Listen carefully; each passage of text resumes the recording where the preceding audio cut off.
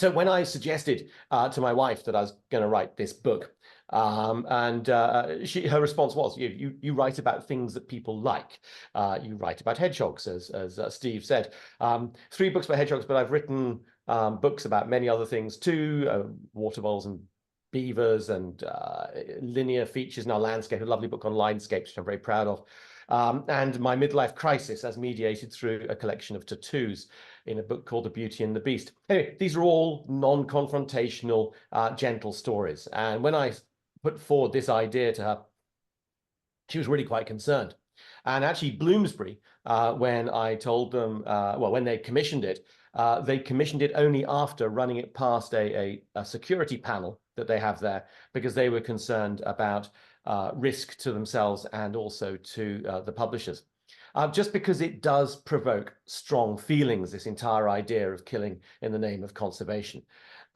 So let me explain how I went from nice, meek, hedgehog-counting ecologist into somebody stirring a hornet's nest of political and ethical trouble.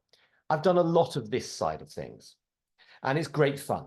Hedgehogs are a particularly fine species to study because they have no fight or flight response. It does mean that when you get close to them, you're unlikely to get attacked and you're unlikely to have to chase them very far or very fast. My life, I choose easy paths most of the time. But the work I've done with hedgehogs has always actually tended to be around bigger pictures. And for my degree, I was at Leicester Polytechnic many, many years ago.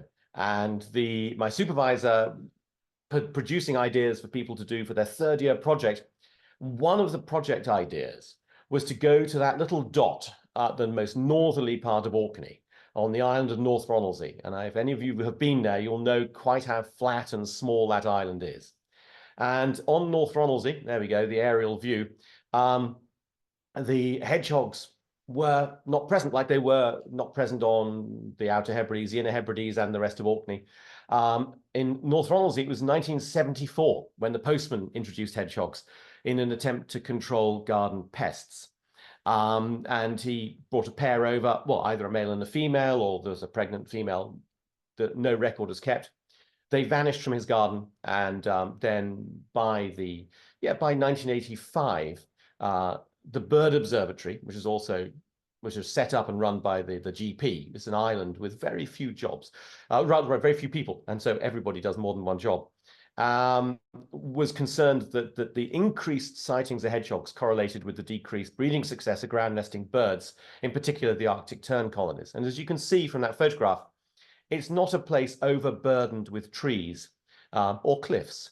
So it is extremely fertile ground for snuffling hedgehogs to go around. So I went there in 1986. The Bird Observatory, after I left, airlifted a bunch of hedgehogs off the island. It made a big news story. I went back in 1991, found that whilst hedgehogs were definitely part of the problem that these birds were facing, there were many other issues at play, including, and I spent a very long time watching over Arctic tern colonies, and anybody who has spent time in and around an Arctic tern colony will know how quite terrifying an experience this can be, as these birds hover beautifully above your head and then dive down and try to impale their beak into your skull. But it was effective because also it showed that they were bringing in far fewer and smaller sand eels than previous studies had shown. It was showing it's complicated, but hedgehogs are part of the problem. Then you will probably be well aware of the 2003 cull of hedgehogs in the Outer Hebridean Islands of the Uists. Same sort of story, hedgehogs introduced into South Uist in the 1970s. They spread their way up through Benbecula, began to get onto North Uist. Again, they seemed to run in parallel with a decrease in breeding success of ground nesting birds. They've got some really valuable wading populations on the Machar on the west coasts of those islands. And the RSPB, Nat Scott, and the Scottish government decided that the only solution was to kill the hedgehogs. Now, I had given all of my data from my previous work to the ecologists working on this and simply assumed they must have found a reason why the hedgehogs could not be moved alive, because as you can see, it's not a very long journey across to the mainland from whence they came. So I went up there in 2003, doing a piece for Radio 4, just to cover the story, because it was fascinating. And when I got there, I found that the principal argument they were using to not move the hedgehogs alive was that they would suffer a slow and lingering death if they were moved to the mainland, which surprised me. I then went and did some digging and found they were even using some of my research on radio tracking hedgehogs in Devon to justify this, because some of my translocated hedgehogs had died, but I pointed out not one of them had died a slow and lingering death. They'd all died fast and violent deaths. Anyway, after 4 years, I managed to do some research. I got the culls stopped and went and gave a talk at the European Hedgehog Research Group conference in Germany, and met a conservationist there from New Zealand called Chris Jones. And he was talking about the same problem of hedgehogs on New Zealand. Now, the hedgehogs on New Zealand were taken there in the 1860s at the request of people on New Zealand, who the colonists had arrived. They looked around the place, went, this place is gorgeous, but what it's missing is hedgehogs. And they wrote back to England and said, please send hedgehogs, and a whole bunch of other things too. For a long time, hedgehogs were considered the most benign of these introduced species, but gradually the awareness came that where the hedgehogs went, they did leave a trail of destruction. So at this conference, I was like, well, I've shown you don't need to kill hedgehogs. We sat down, Chris pointed the blindingly obvious things about, well, what are you going to do apart from killing hedgehogs on New Zealand? And I ended up writing, so this is the hedgehog cull. I ended up writing a piece to basically say I understood why they were killing hedgehogs in New Zealand. And this is where the book Cull of the Wild begins. It begins with that moment of seeming contradiction between my complete love of hedgehogs. I even have the tattoo. And then an acceptance that in some circumstances, I can't see a reason not to kill them. So that's been burning at the back of my mind for quite a long time. And it was then just every sort of conservation story there seems to be involves some component of it, requiring some animal to be killed to protect some other animal. And it felt that nobody had dived into this story and looked at it in any depth. So I pitched the idea, and I went to the New Networks for Nature conference just after Bloomsbury had accepted the idea. And the word that everybody kept using was, well, that's brave. And I was saying, I don't want to be brave. I just want to write an interesting book. Anyway, what I found through diving into these stories is that it's never simple and it's never straightforward. New Zealand is a fascinating case in point, and I've never been, but I have watched Lord of the Rings a lot. And so it is a stunningly beautiful place, but it is beset by this massive influx of invasive non-native species, a lot of them carnivores, and they are causing havoc. I mean, talking to people from New Zealand who describe silent springs, we all know the concept of a silent spring. They're getting silent years where there are simply no birds singing. The birds just not able to defend themselves against a lot of these predators. So they are doing big projects. This Zealandia is the place I've been told I must go to, and it's they've sort of trying to turn back time to pre-human existence, or at least to sort of Maori existence, 225 hectare site, but it's got this 500-year vision. And in that site, which is fenced amazingly effectively, they've killed everything. Terrestrial, everything, all the terrestrial mammals, all of the invasive non-native species. And apparently it is a place which is close to in terms of noise, because that's one of the sort of great measures of these things, is if you actually get a chance to experience that volume of noise. I mean, obviously, the sort of shifting baselines means that most of us sort of forget quite how good it could be. And then you get shocked by how loud a really good dawn chorus can be when you eventually get somewhere where they've got it. So New Zealand has got this project going. They've got the predator-free New Zealand. They aim by 2050 to get rid of all of these different species. And they're rousing up a great deal of sort of aggression towards them in the community. People are out to kill. And it seems quite a reasonable project if you're trying to return this to a sort of prelapsarian idyll. But I found even with this, there are great complications. Not least of which is that we have been seduced by Peter Jackson and by the New Zealand Tourist Board into this representation of what New Zealand is like. But New Zealand happens to be one of the most degraded environments, industrial, agriculturally degraded environments in the world. It's been absolutely hammered. And one of the reasons why these invasive non-native species have managed to establish themselves so very effectively is because of this degradation, which has meant the native wildlife simply struggles to thrive anyway in a much weaker situation. If it was a richer, more diverse environment, it's quite possible that there would be more coexistence possible. But what Wayne Linklater was an academic I spoke to, and he made a point which it's slightly heretical, but I'm going to just read a little bit because it made me really think about how we focus our attentions on various aspects. Which issues should we focus on? And he said, you think of the loss of a species is calamitous, but that is only because of your personal values. The ecosystem is still going to continue sequestering carbon, cleaning water, and generating oxygen. Decay pathways will work, as will nutrient cycling. We have decided that the species is the pinnacle of nature, yet obviously it is not. They come and they go, and we give them value and try to protect them. But nature continues. Look, Antarctica is warming up. It won't be long before plants start to grow there. Are we going to eradicate them because they are new? No, we're going to just accept that nature is changing and adapt. Of course, we are accelerating that change, but if global society was serious about the problems, we would pull back from this pathway to destruction. In fact, that last sentence is something I probably would have stuck on a banner for the march in London right now. And I think his point is interesting. We're often using invasive non-native species as a scapegoat for wider systemic problems in the environment. And because it's something we can be seen to be going and doing as conservationists. New Zealand, a bit of a big story. I thought I should try and find stories which were a little more manageable. Lundy, I'm sure many of you have visited this amazing little dot in the Bristol Channel. Lundy is a fascinating story because this was an island which was beset by rats. It was such a good day in terms of weather. It was such a gorgeous day, my visit over there. But you get off the boat and you see right down by the pier, there's bait stations. Now, they don't contain poison. They've just got wax blocks, which are checked regularly to see if there are any tooth marks of rodents on them.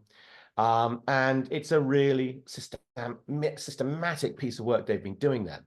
But one of the issues which I raised is that the decision was made by somebody that this population of puffins and Manx shearwaters, and gorgeous and wonderful birds that they are, was more valuable than the populations of rats on the island. And you may think that's absolutely obvious, but this was the only population of brown rats and black rats living together in the United Kingdom, and it was possibly the last or the second to last breeding population of black rats in the United Kingdom as well. And I do agree that the Manx shearwaters and the puffins are in themselves worth saving, but I'm also really keen that people take sort of ownership of the fact that they're making an active choice that one of these species is more important than the other. The work on Lundy continues. They've got all of these programs in place in case they turn up with tooth marks of rodents on any of these things. And it is so far working. Another project which has been working, which you'll be well familiar with, is the work on Anglesey to return red squirrels there. I met up with Craig Shuttleworth, who is responsible for killing over 7,000 grey squirrels. I was doing a recording on for Start the Week at the Hay Festival recently, and I mentioned in passing that this is, he killed 7,000 squirrels with a priest. And Adam Rutherford, who was the interviewer, had to pause a moment and say, a priest? Wasn't familiar with the term. Anyway, it was one of those moments when my aside may have lost me some friends in the Catholic Church. I apologize. But so he's done that. He's removed these grey squirrels, killed them, and reintroduced red squirrels. And obviously you can't have the two together because of squirrel pox virus. And he has done amazing work. They are there. It is a delight to see red squirrels bouncing around the place. But what was fascinating is this, I've been in touch with him this year, and there have been, I think it's now 14 sightings of squirrels, gray squirrels on the island this year. And they've been back out trapping. Every animal is trapped alive so that you make sure that you're only killing a species which is the target species, and they're all killed with, you know, with the blow to the head, so that poison isn't left out in the countryside. This is one of those ones where I find my friends in the animal rights movement and I feel very strongly of those sort of views too. They become quite repulsed by this idea. But I have to say, well, what is the alternative? As with the rats and puffins on Lundy, a choice is being made that one species should be protected to save another. By not killing, we're not removing death from the equation. In fact, there may be more death in the end if we don't engage and kill. I then am confronted with the response of, well, we should let nature take its course. But actually, we've already intervened. We are the people who brought the grey squirrels here. We're the people who brought the American mink here. We're the people who introduced the rats to the islands in South Atlantic, more of which in a minute. And so to say that we're letting nature take its course is to abrogate responsibility for the damage that our ancestors have already caused. And again, I go back to that point, and by not intervening, by not killing, you are not stopping death in any way. Animals are still going to die, and possibly in horrible, horrible ways. The American mink story is, I actually wrote the book rather bizarrely with a mink coat hanging up beside me. When my mother died, I was emptying out the house and found her mink coat at the back of the wardrobe. And no, there wasn't an opening into another universe, which is a great shame. I did try. But there was, it reminded, I mean, so many childhood memories coming flooding back when I stroked it. And I said, I don't know what to do with it. So it's been hanging in my shed. And a beautiful thing it is too. And mink are an amazing and beautiful creature. But obviously, the water vole mink relationship is a fairly one-sided state of affairs. But I had, if you're aware of Professor Anthony Martin, his work is absolutely extraordinary. He's been working with the Game and Wildlife Conservation Trusts, developing these mink rafts, which have live traps, but they've got radio signals pinged off to people's mobile phones to alert them that there is an animal trap, so that animals aren't trapped in there for very long. So the picture on the left is just of his garden. He's built a lake, and he has the most enormous amount of wildfowl there. And we spent a day chatting, and it was one of the most distracting places to actually try and do an interview because there was so much going on outside the window. This was going off to feed the beasties. But Tony is somebody who's doing something quite remarkable. This project he started with is in East Anglia, and he's pretty much got rid of all of the mink in East Anglia. And that's not just through, it is through the hard work, obviously, of him and the volunteers, but also because there is something which I don't fully grasp, but it's called the Ali effect, many of which you may understand that concept, where most animals suffer from a problem of overcrowding. If you have too many animals there, then the breeding rate will drop down. But the Ali effect refers to a situation where when the population drops below a certain level, the breeding almost entirely stops. Of the females killed in the last couple of years in East Anglia, there's been none showing signs of breeding. There have been no young being found. And it seems that basically because they're territorial animals and because they haven't got the capacity to meet each other, when you get below a certain level, the population plummets. This is really exciting news because he had initially thought there would just be a long tail of trying to get the last few mink. This means he believes it's possible that we could remove mink from the United Kingdom, from mainland, that is. He doesn't think we could do it humanely from the islands, because that would involve animals being caught in traps and possibly starving because the signals don't get through or you can't get to the traps within 24 hours. And it was quite interesting with all of this quite brutal work. I mean, each animal is shot through the head with an air rifle pellet. He's very keen that it's done with very strict welfare conditions too. And he's somebody who's been and done stuff in quite a remarkable scale. He ran the project on South Georgia, the little dot there in the South Atlantic Ocean, famous as a stop-off point during the Falklands War. And he only got that story because we were rummaging through his freezer as he was getting out samples of the send mink, which he puts in the lures. And he pulled this out, and it was the last rat killed on South Georgia, which he skinned as a special treat to himself. He did that work. So he's not going to enter into the idea of trying to eradicate mink if he doesn't think it's really possible. And he truly does. Another mustelid which is causing trouble up in Orkney in 2011. Stoats were seen for the first time in mainland Orkney. And stoats are probably the scariest species to find on an island.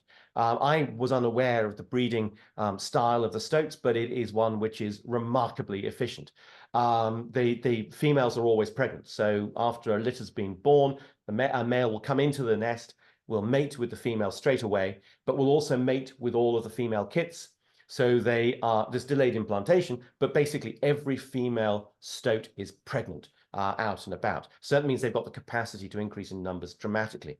How the stoats got to Orkney is an interesting question. They were found in two separate places, 30 miles apart, which is about as far apart as you can get, which does make one wonder whether this was actively done, maybe by somebody trying to control rabbits, maybe somebody upset by conservationists, we don't know. But I got up there. So it's February, that sunset in February with the standing stones. I just had to do that because it was beautiful. And I got to meet, I think, possibly the most handsome dog I've ever met. And this is, my dog isn't here with me, so that's fine, I can say that. Spud is a remarkable stoat dog. So it's the Orkney Native Wildlife Project conservation dog. And he has a stunning capacity to sniff out stoat scat. They have got traps all over the islands, mainland, and the associated islands connected by the barrages. And so he's taken out through the tusky grass. And I was taking this photograph. As you can see, there's an inlet there. Wanted to take that photograph. And as I was walking around, I missed the moment when he found that scat.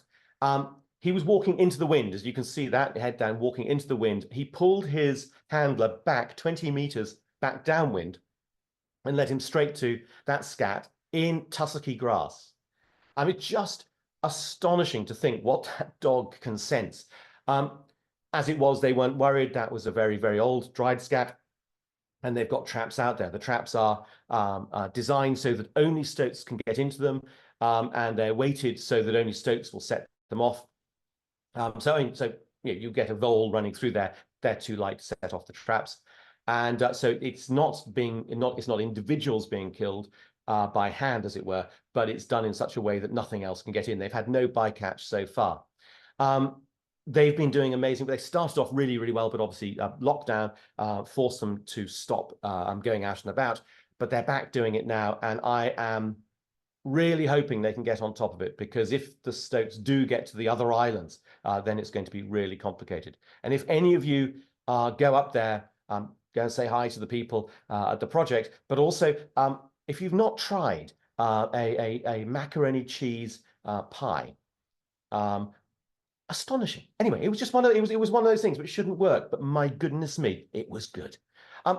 I thought it was important to begin this book. Actually, the first word of the first draft of this book was prejudice, because I wanted to, everybody I was talking to, I wanted to be very honest about where I was coming from.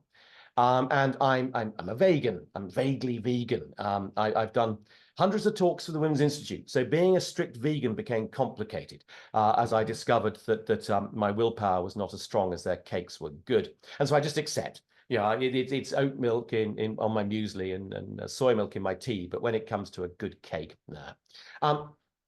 So I have my prejudices. Though I was talking to one philosopher who pointed out that maybe you should refer to them as principles rather than prejudices. And I like that idea, that I have got principles, but everybody else has got prejudices, but may not be entirely fair a way of summarizing these things up. But I needed to talk to people who were, as far as I was concerned, came with a different set of prejudices to mine. And I do bits and pieces with Chris Packham. I should be marching with him now today. But I was at one of his hen harrier days. I was doing a talk about hedgehogs, surprisingly. And afterwards, we were chatting about the last time I'd been to his house. They'd just been replacing the gates after they'd been bombed. The death threats he gets are real and serious. At events like this one at the hen harrier day, he had bodyguards there, which he has to employ because he's been advised by the police that the threats are real and that he needs to take precautions. He's particularly concerned because the threats have been made against his lovely dogs as well. So there are a bunch of people who come with a different set of prejudices. And I find it difficult to work into conversation with some of the gamekeeping fraternity, but I eventually found people who I could talk to. I met a lovely man called Jonathan Reynolds. This isn't Jonathan, who used to work at the Game and Wildlife Conservation Trust. And we disagree about the little point about killing for pleasure. But we found our biggest point of disagreement was over who had recorded the best version of Sibelius's Fifth Symphony. I know that I'm right, but so does he. And that is quite a useful thing to remember when we are all knowing that we're right with our own set of prejudices. Mike Swan, again from the GWCT, he likes nothing better as what he described as going out on an armed nature ramble. That's what he loves to do. He loves to shoot stuff and then eat it. And we began our conversation at the common ground. And we went out on a drive in a picture on the right there's, I think, 3 hares in that picture. There was more, I saw more wildlife on the drive around the estate he manages than I had at any other point last year. That was the best wildlife journey I had. And it's because he manages this for wildlife and he is controlling some of the predatory and scavenging species. We disagree fundamentally about the idea of going and killing for pleasure. But we managed to have a conversation which was good because we began it at the common ground. And I think that's something which I'm becoming more and more, I'm realizing more and more is really valuable. And in fact, I had a moment it was about 3 weeks ago. And in the space of 2 days, I had exchanges on Twitter with somebody who enjoys going hunting and shooting, saying that he disagreed with a whole bunch of stuff that was in my book, but he recommended people read it. And then the very next day, the chair of the Hunt Saboteurs Association saying almost exactly the same thing, that he disagreed with some of the things in the book, but he reckoned everybody should read it. And for me, this is what I'm trying to do. I'm trying to illustrate the really complex ethical dimension that conservationists often face, being confronted with these really, really challenging stories, and trying to get people to stop being so polarized in their argument. Because I mean, there was, I think it was Joseph Joubert, 18th century philosopher, I think he was, he said the point of argument is not winning, but is progress. And I'm becoming more, I was being interviewed by somebody who said, you're becoming a liberal. And I said, I don't really know. I think actually my sort of middle roadedness is quite radical because it's an unoccupied space, it feels. I'm trying to get people to stop shouting at each other and trying to have a conversation. And then the best example, the best description of it I found was Rory Stewart, the former Tory MP. He did a Radio 4 series a couple of years ago now, where he talked about, he was talking about argument and discussion and debate, and he described how political discourse, which is his bag, used to very much be described within a bell curve, normal distribution curve. You've got the body of people tends to be within the main part of the curve, and then you get outliers with more extreme views. And that since 2014, the shift which has come around through the use of social media in particular, and through the rise of populist politicians abusing this situation, has reverted that bell curve into an empty wine glass. And you have this vacuum in the middle. This is backed up by a woman called Isla Hodgson, who'd been up with the driven grouse estates up in Scotland as a social scientist, interviewing people there. On the ground, talking to people, most people occupied the space in the wine glass, in that empty glass, but they were silent. Some had been drawn to a more extreme point of view. Others simply were quiet because if you speak up from that position, you get shouted at by both sides. And so I end the book by arguing that that we just need to keep the wine glass full. Everybody benefits from a full wine glass. because we just need to repopulate that ground. And that's kind of the message of Cull of the Wild, is that I'm setting it up as apparently an outrageous sort of argument, but the subtext of it is that we need people to treat nature seriously. We need to get people to treat ecology seriously. And if we can get them to go, okay, this is really complicated on many levels, complicated on the ecological level, complicated on the social level, but also ethically complicated too. Maybe with all of that awareness, they will start to treat it a bit more seriously. And there is the examples of many examples where stupid decisions have been made because ecologists don't tend to sit around a cabinet table. Everybody around the cabinet table has gone into Oxford or Cambridge and done PPE, politics, philosophy, and economics. And I reckon they should be doing PPE, which is philosophy, psychology, and ecology. And if we could just maybe weight people in that direction, I think we could make a great, great step forward. Anyway, thank you very much